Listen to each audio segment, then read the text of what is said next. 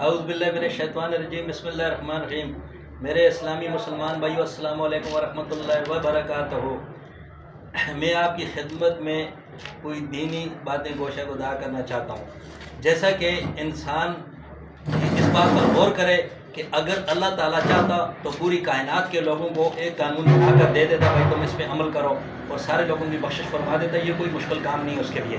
تو اللہ تعالیٰ نے ہمیں کس لیے پیدا کیا؟ ہمیں اس لیے دنیا میں پیدا کیا۔ اللہ تعالیٰ کا دنیا کو بنانے کا مقصد یہ تھا کہ ہمیں آزمانے کے لیے، کہ بھائی ان کو آزمایا جائے اور ان میں کون اچھے عمل کر کے آتے ہیں، کیونکہ ہمیں الٹا اور سیدھا راستہ اللہ تعالیٰ نے بتا دیا۔ اما دینو سبیلا اما شاکر و اما کفورا، شکر گزار بنو یا نا شکر بنو، یہ تمہاری مرضی ہے۔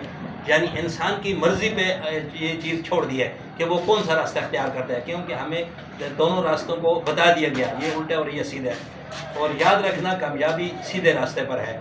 تو یہ اللہ تعالیٰ کا فرمان ہے۔ اللہ تعالیٰ تو سب کو ہدایت دے دیتا ہے، لیکن نہیں پھر آزمائش ہوتی ہے۔ اور یاد رکھنا جب ہماری زندگی ختم ہو گئی ہے، ہمیں کوئی عذاب نازل ہوتا ہوا نظر آ گیا، اس وقت کوئی توبہ قابل قبول نہیں ہوتی ہے۔ اور یاد رکھنا جب انسان کے موت کا وقت قریب آ گیا، جب اس کے کھٹکی پہ ہاتھ رکھ گیا، تو یاد رکھنا کہ اس وقت پھر کوئی توبہ قابل قبول نہیں ہوگی۔ یعنی انسان کو تو پھر سب کچھ سامنے نظر آ رہا ہے، اس کو تو سامنے نظر آ رہا ہے، جیسے کوئی جانور کو چھری نظر آ رہی ہے، بھائی اب یہ میرے گلے پہ پھرے گی، پھر اس وقت کوئی بچنے کا امکان نہیں ہے۔ اسی وجہ سے کر کے تو اللہ تعالیٰ ہمیں ہدایت دے اور اللہ تعالیٰ ہمیں سمجھنے کی توفیق عطا فرمائے۔ کیا سمجھنے کی توفیق عطا فرمائے؟ کہ ہمیں حق کو اپنائیں اور حق پر چلیں۔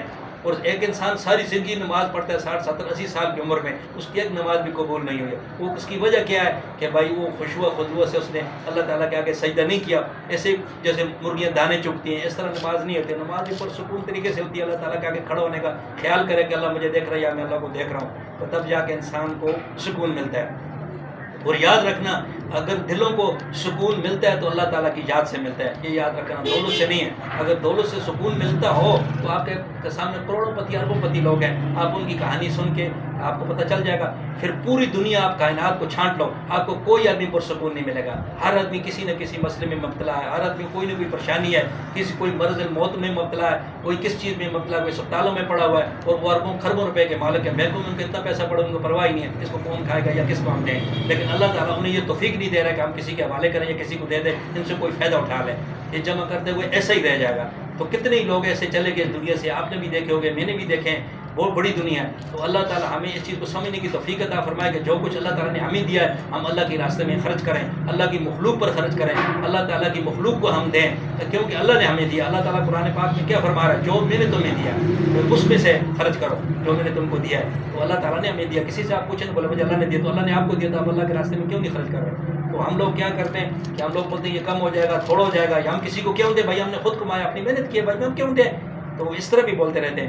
پھر لوٹ مار کا ہوتا ہے، یاد رکھنا لوٹ مار کے پیسے سے کوئی خیر خیرات قبول نہیں ہوتی ہے، حرام کے پیسے سے کوئی حج عمرہ نہیں ہوتا ہے، حرام کے پیسے سے کوئی خیر خیرات نہیں ہے، کوئی نیکی قابل قبول نہیں ہوگی۔ اور یاد رکھنا بغیر نماز کے انسان کا کوئی صدقہ کوئی خیر کا کام کوئی قابل قبول نہیں ہے۔ یعنی اہم چیز جو ہے وہ نماز ہے۔ اللہ تعالیٰ میں نماز پڑھنے کی توفیق عطا فرمائے۔ نبی کریم صلی اللہ علیہ وسلم نے اپنے وفات کے وقت بھی یہی فرمایا کہ میری نماز کو قائم رکھنا، میری نماز کو نہیں چھوڑنا۔ یہ نماز ہی کے بارے میں بہت تاکید کی گئی ہے۔ اور ہمارے اور مسلمانوں کے درمیان اور کافروں کے درمیان صرف فرق ہی یہ نماز کا رکھا ہوا ہے کہ بھائی ہم نماز قائم کریں گے تو ہم اچھے مسلمان ہیں، اگر آپ نماز سے انکار کرو گے تو آپ کے لیے جہنم ہے۔ تو اللہ تعالیٰ ہمیں جہنم سے بچائے اور صراط المستقیم پر چلنے کی توفیق عطا فرمائے۔